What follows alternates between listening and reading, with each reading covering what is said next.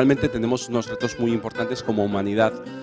Y desde la humildad de un país pequeñito de 2 millones de habitantes que es Euskadi, pero con la potencia de una gastronomía y con una capacidad de prescripción muy grande, que ahí está el secreto de este movimiento, planteamos la posibilidad de dar visibilidad a esos proyectos de transformación que nos pueden hacer frente a los retos del futuro.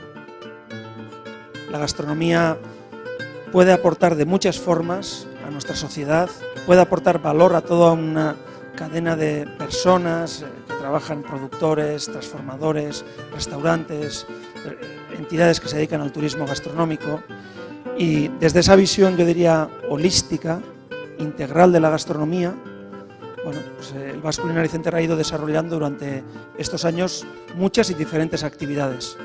El ganador de este año representa de alguna forma ese paso hacia atrás para poder dar 2 pasos hacia adelante, ese poner en valor los legados increíbles que hay detrás y que conviene prestarles atención.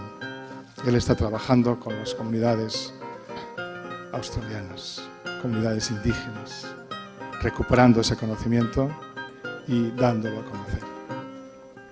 El ganador de este año es Joc Zonfrillo.